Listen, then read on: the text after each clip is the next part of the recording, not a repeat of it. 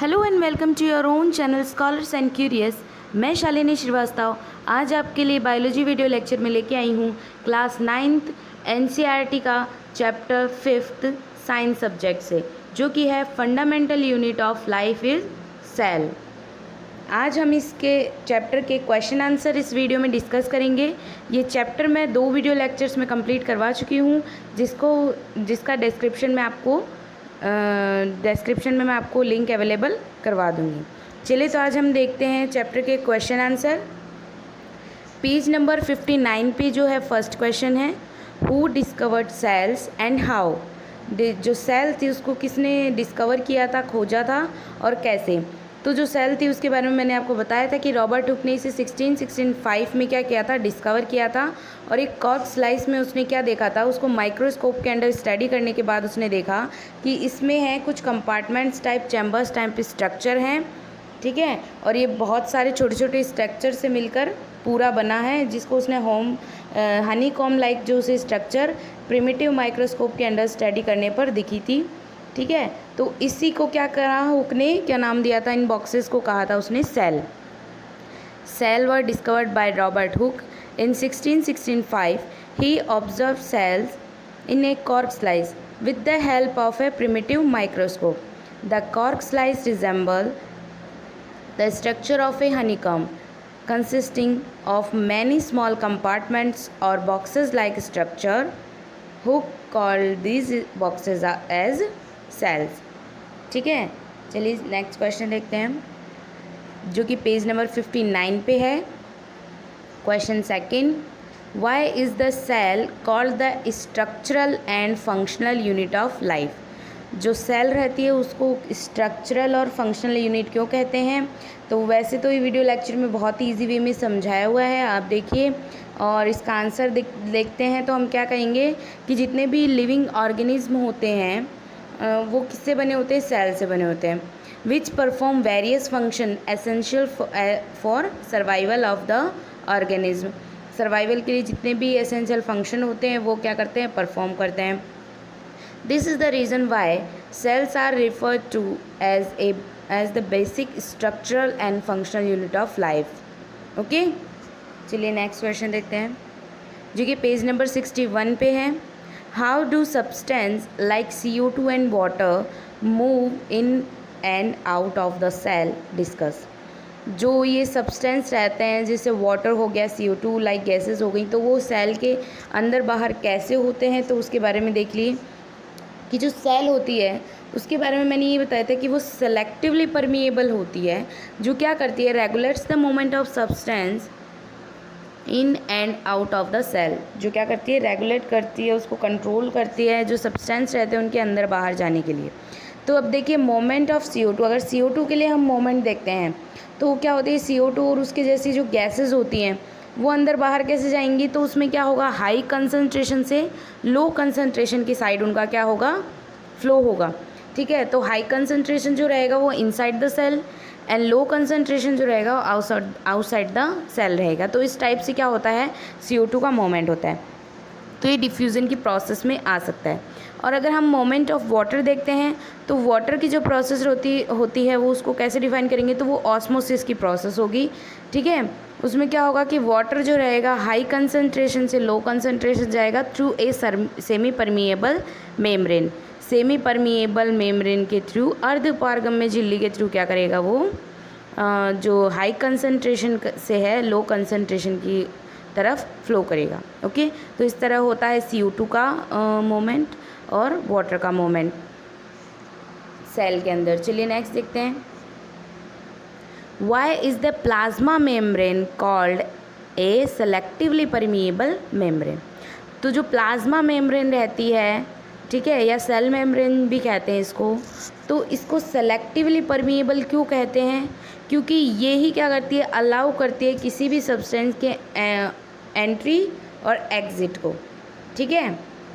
ये सेलेक्ट करके ही मॉलिक्यूल्स को अंदर और बाहर जाने के लिए परमिशन देती है, इसलिए क्या कहते हैं, इसे सेलेक्टिवली परमिएबल कहते हैं। It also prevents movement of some other materials, ठीक है। मॉलिक्यूल्स के अलावा जो भी रहेगा, सम अदर मटेरियल्स रहेगा, उनके लिए भी क्या करती है, ये सेलेक्ट करके ही क्या करती है, उन्हें अंदर और बाहर जाने के लिए परमिशन देती है। चलिए नेक्स्ट देखते हैं। पेज नंबर 63 पे है। इसमें आपको गैप फिल करने हैं जो यहाँ पे दिए हैं। प्रोकैरियोट और यूकैरियोट सेल्स के बारे में कुछ चीज़ें हैं जो इनके बीच में डिफरेंस बताते हैं। तो देखिए जो फर्स्ट है वो तो फुलफिल है। क्या है, साइज़ जो है वो जनरली स्मॉल होती है और जो यूकैरियोटिक सेल्स रहती है उनकी लार्ज होती है। ठीक है, अब देखिए न्यूक्लियर रीजन जो है वो यहाँ पे फिल करना है। प्रोकैरियोट सेल में जो न्यूक्लियर रीजन होता है वो poorly defined due to the absence of nuclear membrane and also known as nucleoid. तो ये जो गैप है ये साइड में फिल किया हुआ है। फिर देखिए जो यूकैरियोटिक सेल्स रहती हैं उनमें क्या होता है, यूकैरियोटिक सेल्स में nuclear region well defined and surrounded by a nuclear membrane. Okay, third point देखते हैं। क्रोमोसोम क्या होते हैं, वो सिंगल होते हैं और more than one chromosome. Eukaryotic cells में क्या होते हैं, एक से ज़्यादा क्रोमोसोम प्रेजेंट होते हैं। फिर फोर्थ पॉइंट देखते हैं। तो प्रोकैरियोटिक सेल की जो मेम्ब्रेन है बाउंडेड सेल ऑर्गेनेल्स एब्सेंट। जो मेम्ब्रेन से सेल ऑर्गेनेल्स जो बाउंडेड होते हैं वो एब्सेंट होती है मेम्ब्रेन किसी भी सेल ऑर्गेनेल को बाउंड करने के लिए। और जो यूकैरियोटिक सेल्स है उसमें membrane bounded cell organelles present. ठीक है, चलिए नेक्स्ट क्वेश्चन देखते हैं। 65 पेज पे है ये और इसमें बताने हैं 2 ऑर्गेनेल्स के नेम जिनका क्या होता है, खुद का डीएनए जेनेटिक मटेरियल होता है। ओके, तो वो मैंने आपको बताए हैं वीडियो में। तो वो रहता है, फर्स्ट होता है mitochondria and second one is plastid. ये 2 ऑर्गेनेल्स ऐसे हैं जिनमें ओन जेनेटिक मटेरियल प्रेजेंट होता है, यानी खुद का स्वयं का जेनेटिक मटेरियल प्रेजेंट होता है। ओके, नेक्स्ट क्वेश्चन देखते हैं जो कि पेज नंबर 65 पे ही है। If the organization of a cell is destroyed due to some physical और chemical influence what will happen. ठीक है, अगर किसी भी सेल का ऑर्गेनाइजेशन डिस्टर्ब हो जाता है किसी भी वजह से, फिजिकल और केमिकल इन्फ्लुएंस की वजह से, तो क्या होगा। If the organization of a cell is destroyed due to some physical or chemical influence, then the ability of the cell to perform various basic functions would be affected. जो भी sales के through function perform किए जाते थे, various functions, वो क्या होंगे, affect होंगे, प्रभावित होंगे उस चीज़ से। The cell will not able to revive and lysosome will digest it. ठीक है, तो वो क्या करेगी, रिवाइव नहीं कर पाएगी सेल, और लाइसोसोम क्या करेगा, उसे डाइजेस्ट करेगा। ठीक है, लाइसोसोम उसको खाने का काम करेगा। क्यों, लाइसोसोम क्या होती है, डेड सेल को क्या करता है, डाइजेस्ट कर देता है, इसीलिए तो उसे सुसाइडल बैग भी कहते हैं। चलिए नेक्स्ट क्वेश्चन देखते हैं। ये नेक्स्ट क्वेश्चन यही है, why are lysosome known as suicidal bag. 65 page number पे ही है, क्वेश्चन थर्ड है इसके बारे में। और ये जो नेक्स्ट क्वेश्चन है, where are protein synthesized inside the cell. Video lecture में बहुत ही ईजी वे में समझाया हुआ है। ठीक है, तो इसके आंसर देखते हैं। Lysosome contain powerful digestive enzyme. During the disturbance in cellular metabolism lysosome में burst and digest their own cell. इसमें क्या होता है कि लाइसोसोम के जो डिस्टर्बेंस आ जाता है किसी भी वजह से, तो सेलुलर मेटाबॉलिज्म में, तो वो क्या करती हैं, लाइसोसोम खुद की जो सेल्स रहती हैं उन्हें क्या करने लग जाता है, डाइजेस्ट करने लग जाता है। इसी वजह से इसे क्या कहते हैं, suicidal bag of the cell. ठीक है, इसे कहते हैं आत्मघाती थैला सेल के लिए। ठीक है, तो नेक्स्ट क्वेश्चन देखते हैं। Where are protein synthesized inside the cell. The proteins are synthesized in the ribosomes that are also known as protein factory. Ribosomes में क्या होते हैं, सिंथेसिस होता है प्रोटीन का, और इसी वजह से इसे क्या कहा जाता है, प्रोटीन की फैक्ट्री। फैक्ट्री किसी भी चीज़ की तब होगी जब वहाँ पे बहुत सारा क्या हो, उस चीज़ का प्रोडक्शन हो। तो प्रोटीन्स का प्रोडक्शन जो रहता है वो राइबोसोम्स के थ्रू होता है, इसीलिए इसे क्या कहते हैं, फैक्ट्री कहते हैं प्रोटीन्स के लिए। चलिए नेक्स्ट क्वेश्चन देखते हैं। तो वो है पेज नंबर 66 पे। अब इसमें डिफरेंस बताने हैं प्लांट सेल और एनिमल सेल्स में। ठीक है, कंपैरिजन बताना है एक तरह से। तो प्लांट सेल जो रहता है have cell wall. Plant cell में क्या होता है, सेल वॉल होता है, प्रेजेंट होता है, और एनिमल सेल में ये एब्सेंट होता है। Animal cell doesn't have cell wall. Plant cell क्या करते हैं, दे कंटेन क्लोरोप्लास्ट, ठीक है, जिस वजह से क्या होता है प्लांट्स में कलर जो रहता है लीव्स का वो ग्रीन होता है, क्योंकि क्लोरोप्लास्ट जो है वो लीव्स में प्रेजेंट होते हैं। और animal cells they don't have chloroplast, animal cells में इस तरह का कोई प्लास्टिड प्रेजेंट नहीं होता है। फिर थर्ड पॉइंट है प्लास्टिड आर प्रेजेंट, ठीक है, बट जैसे मैंने कहा कि एनिमल सेल्स में प्लास्टिड जो है वो एब्सेंट रहते हैं, और एक्सेप्ट यूग्लिना, एक्सेप्ट यूग्लिना, जो यूग्लिना है एनिमल है यूग्लिना, वो क्या होता है उसमें क्या प्लास्टिड प्रेजेंट होता है। फिर फोर्थ पॉइंट देखते हैं permanent and large vacuole are present. जो प्लांट सेल है उनमें परमानेंट होती हैं वैक्यूल्स और प्रेजेंट होती हैं, साइज़ में भी बड़ी होती हैं। लेकिन जो एनिमल सेल्स हैं उनमें vacuoles are many small and temporary, permanent नहीं होती है, स्मॉल होती हैं और बहुत सारी हो सकती हैं, छोटी होती हैं बट साइज़ में। फिफ्थ पॉइंट देखते हैं they do not have centrosome. Okay, plant cell में सेंट्रोसोम जो है वो प्रेजेंट नहीं होता है, लेकिन जो एनिमल सेल है उसमें सेंट्रोसोम क्या है प्रेजेंट होता है। पॉइंट 6 देखते हैं तो many simple units of Golgi apparatus called dictyosome are present. Okay, लेकिन यहाँ क्या होगा, prominent Golgi apparatus are present, animal cells में prominent Golgi apparatus are present. तो ये होगा कंपैरिजन के through study plant cell and animal cell में डिफरेंस। चलिए नेक्स्ट क्वेश्चन देखते हैं, तो पेज नंबर 66 पे ही है question second, how is a prokaryotic cell different from a eukaryotic cell. अब ये डिफरेंस बताना है प्रोकैरियोट्स एंड यूकैरियोटिक सेल्स में। तो prokaryotic cells generally small size में होती हैं और यूकैरियोटिक सेल्स कैसी होती हैं, वो लार्ज होती हैं। जो प्रोकैरियोटिक सेल्स है उसमें nuclear region is called as nucleoid and is not surrounded by nuclear membrane, ठीक है। और यूकैरियोटिक सेल्स की में क्या होगा कि न्यूक्लियर जो रीजन है वो well defined and surrounded by nuclear membrane. Third point देखते हैं सिंगल क्रोमोसोम प्रेजेंट होता है और more than one chromosome present होते हैं यूकैरियोटिक सेल्स में। प्रोकैरियोटिक सेल्स में न्यूक्लियोलस जो रहता है वो एब्सेंट रहता है, यूकैरियोटिक सेल्स में न्यूक्लियोलस प्रेजेंट होता है। फिफ्थ पॉइंट देखते हैं, जो प्रोकैरियोटिक सेल्स रहती हैं उनमें membrane bounded cell organelles are present, और जो यूकैरियोटिक सेल्स रहते हैं एब्सेंट होती हैं प्रोकैरियोट्स में, और यूकैरियोट्स में रहता है membrane bound cell organelles are present.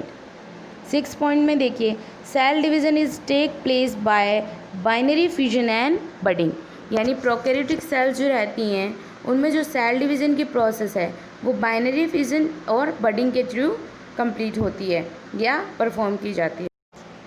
और जो यूकैरियोटिक सेल जो रहती है उनमें जो सेल डिवीज़न है वो मियोटिक और मायोटिक जो सेल डिवीज़न की प्रोसेस होती है मियोसिस माइटोसिस उनके थ्रू होता है। चलिए नेक्स्ट क्वेश्चन देखते हैं, जो कि पेज नंबर 66 पे है question third, what would happen if the plasma membrane ruptures और ब्रेक डाउन्स। तो क्या होता है कि जो प्लाज्मा मेम्ब्रेन जिसको सेल मेम्ब्रेन भी बोलते हैं वो क्या करती है, टूट जाती है, ठीक है। तो उसके बाद में क्या होता है, then this cell will not be able to exchange materials from its surroundings by osmosis और डिफ्यूज़न। तो जो प्रोसेस रहती हैं दोनों ऑस्मोसिस और डिफ्यूज़न, उनके थ्रू जो मटेरियल जो एक्सचेंज होता था सराउंडिंग्स में वो नहीं होगा। सराउंडिंग्स से जो मटेरियल जो एक्सचेंज होता था, अंदर बाहर होते थे मॉलिक्यूल्स जो भी सब्सटेंस रहते थे, तो वो चीज़ें क्या होंगी, अब नहीं होंगी, क्योंकि वो जो सेल मेम्ब्रेन है वो टूट चुका है। This may lead ultimately to the death of the cell. तो इसके बाद क्या होगा, सेल की क्या हो जाएगी, डेथ हो जाएगी, ठीक है, वो ख़त्म हो जाएगा। चलिए नेक्स्ट देखते हैं, तो वो है पेज नंबर 66 पे ही है question number 4, What would happen to the life of a cell if there was no Golgi apparatus? अगर गोल्गी एपरेटस नहीं होगा तो क्या होगा लाइफ में, क्या किस तरह की जो चेंजेस होंगे वो होंगे। तो क्या होगा कि Golgi apparatus has the function of storage, modification and packaging of the products in vessels. तो इसका फंक्शन क्या होगा, स्टोरेज का रहेगा, जो पैकेजिंग की जो प्रोडक्ट्स रहेगी वो करने का काम इसका रहेगा, प्रोडक्ट्स की पैकेजिंग का। If there were no Golgi apparatus, अगर ये एब्सेंट होगा, then the packaging and transporting of the materials synthesized by the cell will not be happen. जो ट्रांसपोर्टिंग होगा या पैकेजिंग की जो प्रोसेस होगी गोल्गी एपरेटस के एब्सेंट होने पे, मटेरियल्स का जो ये सिस्टम होगा ये सब नहीं होगा, ठीक है। तो गोल्गी एपरेटस का प्रेजेंट होना कंपलसरी है। चलिए नेक्स्ट क्वेश्चन देखते हैं, जो कि पेज नंबर 66 पे ही है। क्वेश्चन है, which organelle is known as the power house of the cell and why. बहुत अच्छा क्वेश्चन है। तो माइटोकॉन्ड्रिया जो रहता है, माइटोकॉन्ड्रिया जो रहता है वो पावर हाउस होता है सेल के लिए। अब क्यों होता है, तो ये क्या करता है, जो भी they are so called because they carry out the process of aerobic respiration and generate the energy molecules in the form of ATP. तो ये क्या करता है, जो भी प्रोसेस होती है, तो एरोबिक जो रेस्पिरेशन रहता है, वायवीय श्वसन, उसमें क्या करता है, ये एटीपी की फॉर्म में क्या करता है, एनर्जी के मॉलिक्यूल को रिलीज़ करता है। एटीपी क्या है, एडेनोसिन ट्राइफॉस्फेट, यानी जिसमें जो फॉस्फेट है उसके 3 मॉलिक्यूल्स हैं एडेनोसिन के साथ अटैच्ड।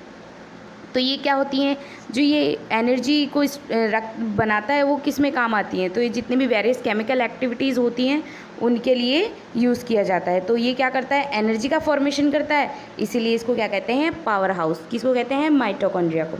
चलिए नेक्स्ट क्वेश्चन देखते हैं, जो कि पेज नंबर 66 पे ही है। वे डू द लिपिड्स और proteins constituting the cell membrane get synthesized.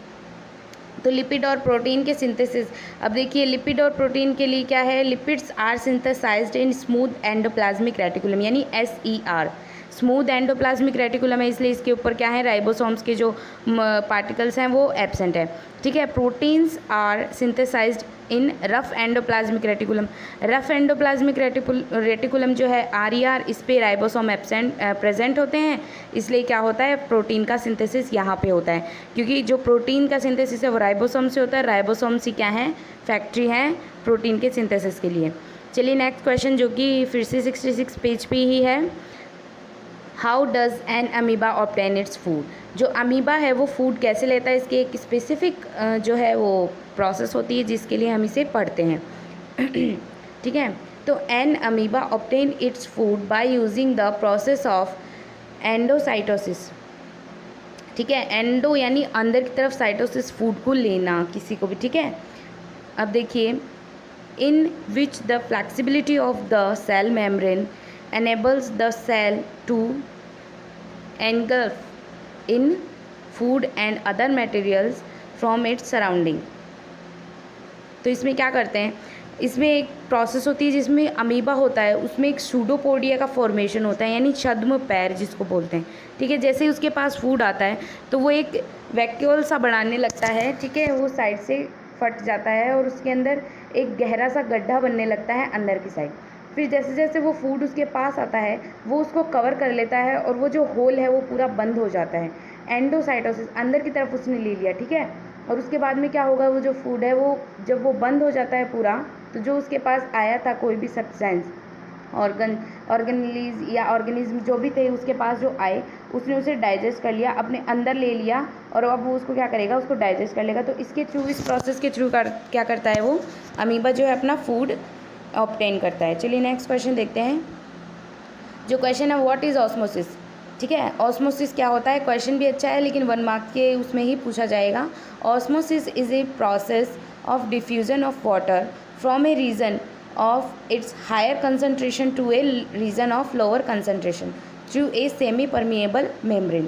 यानी सेमी परमिएबल मेम्ब्रेन के थ्रू हाई कंसनट्रेशन से लो कंसनट्रेशन जो भी फ्लो होगा, सब्सटेंस मटेरियल जिनका भी होगा, तो वही क्या है, ओस्मोसिस है। ओके, नेक्स्ट क्वेश्चन है, ये लास्ट क्वेश्चन है, ये क्या बताना है इसके अंदर। देखिए हमने एक एक्सपेरिमेंट टाइप से कुछ लिया है कि पोटैटोज़ लिए हैं, उनमें एक होल टाइप कर दिया है, ठीक है, उसमें कैविटी बना दी है। अब उनको अलग अलग जो है सॉल्यूशंस में रख रहे हैं, किसी को खाली रख रहे हैं, किसी में वाटर, किसी में शुगर मिक्स है। तो देखिए, carry out the following osmosis experiment, osmosis का एक्सपेरिमेंट है। टेक 4 पील यानी छीले हुए पोटैटो होल्स एंड, ठीक है। तो हमने छिले हुए पोटैटोज़ लिए, उनके अंदर वो कैविटी बना के उनको अलग अलग सॉल्यूशंस में लिया है। तो इसमें देखिए फर्स्ट कंडीशन क्या है, कीप कप ए एम्प्टी। जो पहला जो हमने बनाया था पोटैटो में कैविटी, उसको खाली रखना है, उसको किसी में नहीं रखना है, उसको ऐसे ही रखना है। Put 1 teaspoon sugar in cup B. जो भी हमने बी लिया है पोटैटो, उसके अंदर उसको क्या करना है, उसके अंदर 1 टीस्पून शुगर डाल दी है, ठीक है। और थर्ड में जो सी है उसमें साल्ट डालना है 1 टीस्पून। जो फोर्थ है उसको बॉईल करके उसके अंदर क्या करना है, शुगर डालना है, ठीक है। तो ये 4 बना दिए। अब इसमें बताए कुछ क्वेश्चंस हैं जो इसके आंसर करने हैं। तो वो है explain why water gathers in the hollow portion of B and C. जो बी और सी था, बी में क्या किया था हमने, शुगर डाला था, और सी में क्या, साल्ट डाला था। तो इसमें वाटर गैदर्स हो जाता है कैसे, तो क्या है, the water gathers in the hollow portion of B and C is due to the process of osmosis. कैसी प्रोसेस हुई इसमें, ऑस्मोसिस की प्रोसेस हुई। Concentration of solute is higher inside the cup than water. जो solute की concentration थी वो ज़्यादा थी इनसाइड, ठीक है। Hence water flows from a region of its higher concentration to the region of lower concentration to a semi permeable membrane.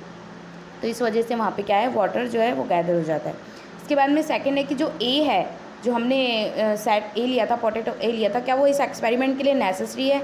हाँ बिल्कुल नेसेसरी है, क्योंकि रिजल्ट के लिए भी नेसेसरी है, और जो कंपैरिजन करेंगे हम उसके लिए भी ये उसको क्या करेगा, कंट्रोल करेगा। फिर जो थर्ड क्वेश्चन है वो explain why water does not gather in the hollow out portion of A and D. अब ए क्या किया था हमने, एम्प्टी रख दिया था, और डी में क्या किया था, उसको बॉईल कर दिया था और फिर उसके अंदर शुगर डाला था। तो ए वाला तो देखिए कि वो जो होलो पोर्शन था वो खाली था, तो जो कंसंट्रेशन डिफरेंस था वो क्या है, सेम है, इक्वल है, कोई चेंजेस नहीं है। तो इस वजह से क्या होगी, ऑस्मोसिस की प्रोसेस नहीं होगी। सराउंडिंग्स और जो इनसाइड और आउटसाइड का जो कंसंट्रेशन है वो इक्वल था। अब देखिए जो डी वाला था उसमें हमने क्या किया था, उसे बॉईल किया था। तो बॉईल करने के कारण क्या हुआ कि उसकी जो सेमी परमिएबल मेम्ब्रेन थी वो क्या हो जाती है, ख़त्म हो जाती है, ठीक है, बॉईल करने के कारण। तो semi permeable membrane does not exist for the flow of water and no osmosis take place. तो इसमें भी क्या होगा, ऑस्मोसिस नहीं होगा। तो ये था आज का आपका वीडियो लेक्चर, जिसमें मैंने 9th क्लास चैप्टर 5 जो था साइंस का, fundamental unit of life, cell के बारे में जो क्वेश्चंस थे वो सभी हमने डिस्कस कर लिए हैं। आई होप कि आपको पसंद आया होगा। अगर आपको ये वीडियो लेक्चर पसंद आया तो प्लीज़ लाइक करें और मेरे चैनल को सब्सक्राइब करें। Thanks for watching my video.